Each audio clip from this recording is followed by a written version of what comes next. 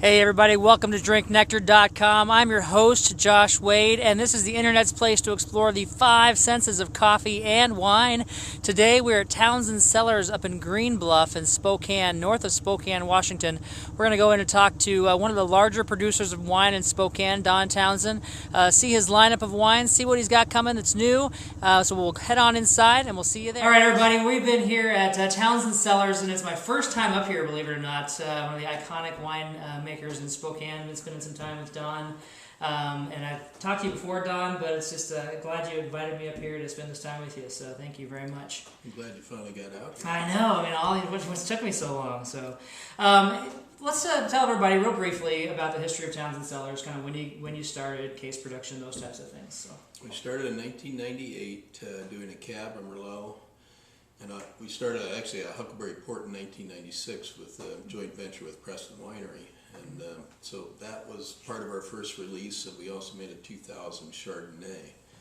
But the release was in 2001, November 2001. That's basically when we released the first wines. And at that point we did, I think, 300 cases of Cab, 200 cases of Merlot, there's about 200 cases of Huckleberry Port, and 200 cases of Chardonnay. So we're under 1,000 cases. yeah, and as far as you were thinking, that's probably good for now, right? We had hoped we were going to use the Leonetti philosophy. We could sell it for $100, and unfortunately, we learned real quick that was not going to work for us. What was that catalyst that really spurred on the next stages of growth? So we'd crank Cab up to 500, Merlot up to about 300, and Chardonnay say up to 400, right? And then I forget, we must have made something. Oh, we then brought on a Huckleberry Blush, which we discontinued for a while, but we're going to bring that back on. We cranked production up to 2,000 or 3,000 cases. I think you're missing a small part that you told me earlier. Maybe it's just because you're so humble, but wasn't it the 98 Cab that received the best cab in the Northwest? Yeah, that did. That did it. Yeah. We did get some notoriety from that, and because of that, well, also because we figured out economically that we couldn't charge as much as we had hoped for the wine, so the only way to make it make any sense was to make more wine and sell it for less. So that's why we cranked up the production a little bit. But yeah, the 98 Cab got us some notoriety, and then the 99 Cab did well, and then we made the T3, which is that non-vintage blend we made for the restaurant only thing, and that just kind of took off. Let's try a little T3. Let's see what you got in the T3. We'll do this a little different than what we typically do here. So this is the T3. So the wine that kind of was the catalyst, what is a T3? T3 is a blend of Cab Merlot and Cab Franc. Percentages are 43 Cab, 40 Merlot, and 17 Cab Franc.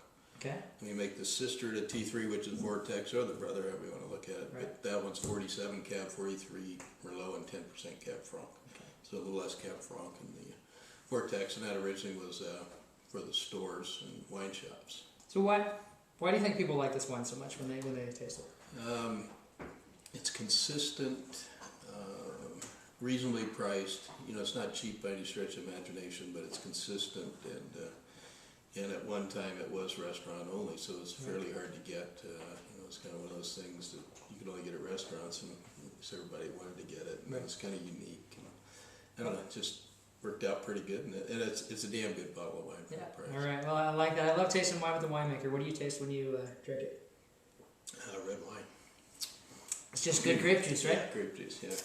There's lots of flavor. There's oak, but it's subtle oak. It's even though a lot of this wine has been in barrels over 4 years. Wow. But it's not in your face. Mm-hmm. We use lots of old juice and younger juice, which kind of mellows out the oak a little bit. Well, I know a lot of people know you in Spokane, but what would be something that people would be surprised to know about Don Townshend? Oh, man. Well, there's a lot of things they'd be surprised about. Things that you can actually share on camera without incriminating yourself. I do like to cook. I don't have a lot of time to cook, but when I do have time, I love to cook. I enjoy cooking about anything, but I love to cook Thai food. Thai food? Which of your wines do you pair with Thai food? The Huckleberry Sparkling goes very well with it. Typically something with a little bit of sweetness to it, so Riesling goes very well with it. The pink table wine that we have goes was wonderful with it, and as long as even the peppery stuff. I mean, the real hot, spicy stuff you can drink about anything. You can do the Tempranillo, the Lemberger, all those things. All those things, such as anything. Yeah. Well, actually, that kind of leads me to my next question. I gave you the hard question, but now I'll toss you a softball.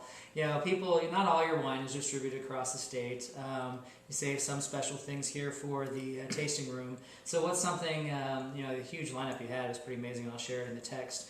What would people be surprised to know that when they come up here to Green Bluff that they can taste from Townshend? Well, we've had it out for quite a while now, but it's winery only. We've got a 05 Pinot Noir from Willard Farms.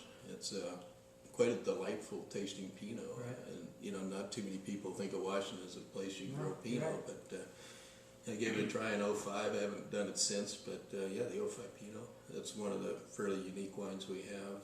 We just recently released a Tempranillo, which is a combination of 05 and 06 grapes.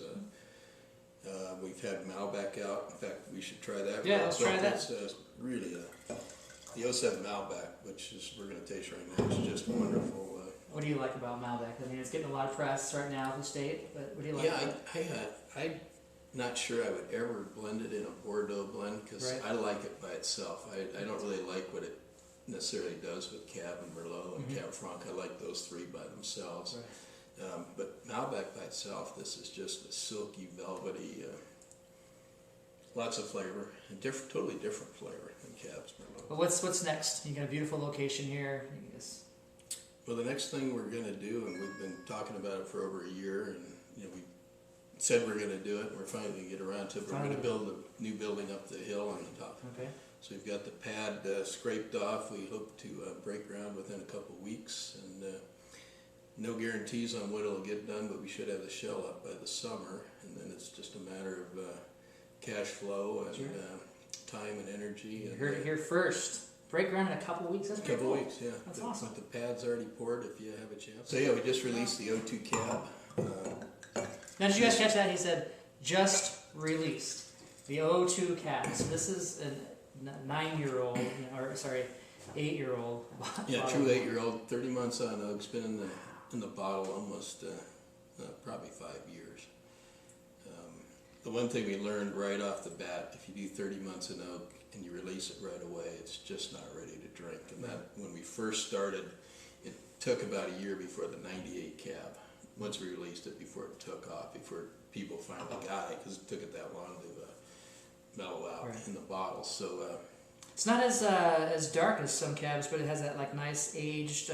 I always refer to it as a rust kind of color. Yeah, it's a little bit brown, a little tawny, right. Just that little bit hint of age. And back 5 years ago when we put it in the bottle, it would have been just inky purple like that Malbec was.